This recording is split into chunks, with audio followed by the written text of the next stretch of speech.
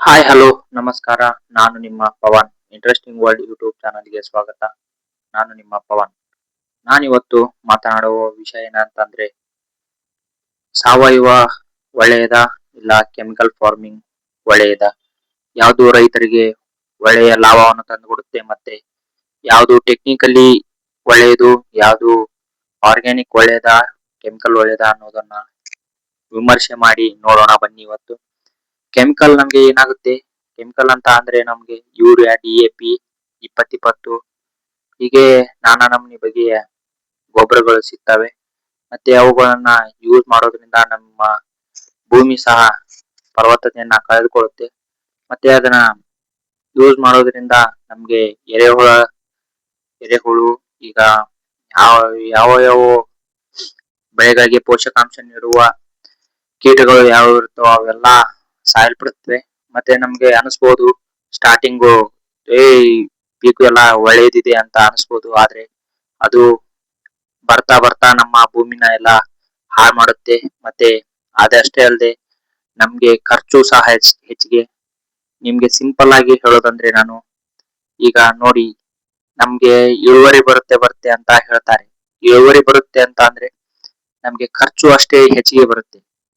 ಖರ್ಚು ಎಷ್ಟು ಹೆಚ್ಚಿಗೆ ಬಂದ್ರೆ ಇಳುವರಿ ಅಷ್ಟ ಹೆಚ್ಚಿಗೆ ಬಂತ ಅಂದ್ರೆ, ನಮ್ ಲೋಕಲ್ ಫುಲ್ ಇಳುವರಿ ಬಂತ ಅಂದ್ರೆ ಆಮೇಲೆ ಡಿಮಾಂಡ್ ಕಡಿಮೆ ಆಗುತ್ತೆ, ರೇಟು ಡೌನ್ ಆಗುತ್ತೆ. ಅದೇ ನೀವು ಸಾವಯವ ಮಾಡಿದ್ರೆ ಇಳುವರಿ ಕಡಿಮೆ ಬಂದರೂ ಸಹ ನಿಮ್ಗೆ ಒಳ್ಳೆಯ ಬೆಲೆ ಸಿಗುತ್ತೆ.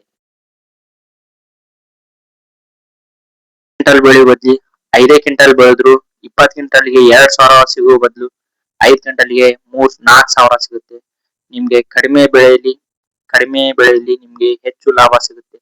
ಇದನ್ನ ನಮ್ಗೆ ಕಂಪ್ನಿಯವರು ನಮ್ಗೆ ರಾಂಗ್ ಗೈಡೆನ್ಸ್ ನ ಕೊಟ್ಟು ಅವರು ರೊಕ್ಕ ಮಾಡ್ತಾ ಇದ್ದಾರೆ ಹೊರತು ನಾವು ರೈತರು ಯಾರು ಉದ್ಧಾರ ಆಗ್ತಾ ಇಲ್ಲ. ಯಾಕಂತಂದ್ರೆ ಸಾವಯವದಲ್ಲಿ ಏನಾಗುತ್ತೆ, ಕಡಿಮೆ ಈಲ್ಡ್ ಬರುತ್ತೆ. ಕಡಿಮೆ ಈಲ್ಡ್ ಬಂದ್ರೆ ಯಾತ ಅಂತ ಅಂದ್ರೆ ನಮ್ಗೆ ರೇಟ್ ಹೆಚ್ಚಿಗೆ ಆಗುತ್ತೆ. ರೇಟ್ ಹೆಚ್ಚಿಗೆ ಆದ್ರೆ ರೈತರಿಗೆ ದುಡ್ಡು ಬರುತ್ತೆ.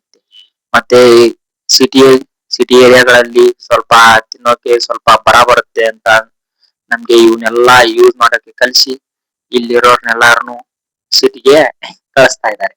ಇದು ಒಂಥರ ಸ್ಕ್ಯಾಮ್ ಇದ್ದ ಹಾಗೆ. ಸ್ಕ್ಯಾಮ್ ಇದು ಹಗಲು ದರೋಡೆ ಅಂತಾರಲ್ಲ, ಹಾಗೆ ಸ್ಕ್ಯಾಮ್ ಇದ್ದಂಗೆ ಇದು. ಈ ಸ್ಕ್ಯಾಮ್ಗೆ ಎಲ್ರೂ ಬಿದ್ದಿದ್ದೀವಿ, ಇಲ್ಲ ಅಂತ ಅನ್ನಂಗಿಲ್ಲ. ಆದ್ರೆ ಇದರಿಂದ ಎಷ್ಟು ಜಲ್ದಿ ಹೊರಗೆ ಬರ್ತೀವಿ ನಮಗೂ ಒಳ್ಳೇದು, ನಮ್ಮ ಮುಂದಿನ ಪೀಳಿಗೆಗೂ ಒಳ್ಳೇದು. ಈಗಿದು ನಮ್ಗೆ ಸ್ಟಾರ್ಟಿಂಗ್ ಚೆನ್ನಾಗಿದೆ ಅಂತ ಅನಿಸ್ಬೋದು, ಆಮೇಲೆ ಏನಾಗುತ್ತೆ, ಬರ್ತಾ ಬರ್ತಾ ಭೂಮಿ ಎಲ್ಲಾ ಬರಡಾಗಕ್ಕೆ ಸ್ಟಾರ್ಟ್ ಆಗುತ್ತೆ. ಈಗ ತಿಪ್ಪಿ ಗೊಬ್ಬರನೇ ಕಂಡಿಲ್ಲ ಅಂತ ಅಂದ್ರೆ ಈಗ ಅವು ಭೂಮಿ ಸವಳಾಗುತ್ತಾ ಬರುತ್ತೆ. ಸವಳಾಗ್ತಾ ಬಂತ ಅಂದ್ರೆ ಈಗ ಇನ್ನೊಂದ್ 5-6 ವರ್ಷಕ್ಕೆ ಅದನ್ನೇ ಯೂಸ್ ಮಾಡ್ಕೊಂತ ಹೋಗ್ತಾ ಇದ್ವಿ ಅಂದ್ರೆ ಎಲ್ಲಾ ಟೋಟಲಿ ಸ್ಪಾಯಿಲ್ ಆದಂಗ ಆಗಿಬಿಡುತ್ತೆ ಭೂಮಿ. ಅದಕ್ಕೆ ಭೂಮಿ ಎಲ್ಲ ಫುಲ್ ವಿಷಪೂರಿತ ಭೂಮಿ ಆಗುತ್ತೆ. ಮುಂದಿನ ಪೀಳಿಗೆಗೆ ಏನು ಇರೋಲ್ಲ.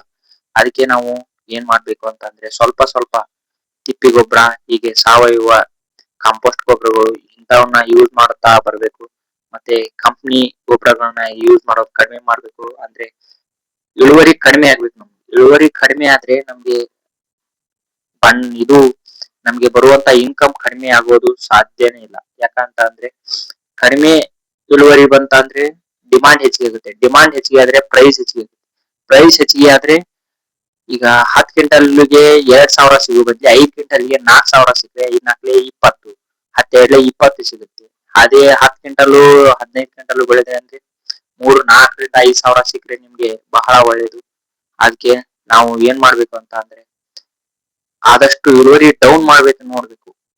ಅಂದ್ರೆ ಡೌನ್ ಆದ್ರೆ ರೇಟು ಡಿಮಾಂಡ್ ಹೆಚ್ಚಿಗೆ ಆಗುತ್ತೆ, ನಮ್ಗೆ ಆ ತರ ರೇಟ್ ಸಿಗುತ್ತೆ. ರೇಟ್ ಸಿಕ್ಕರೆ ನಾವು ಉದ್ಧಾರ ಆಗ್ತೀವಿ, ನಮ್ಮ ಮನೇನು ಉದ್ಧಾರ ಆಗುತ್ತೆ. ನಾವು ಇವಾಗ ಈ ಸ್ಪ್ರೇ ಮಾಡೋದು, ಈ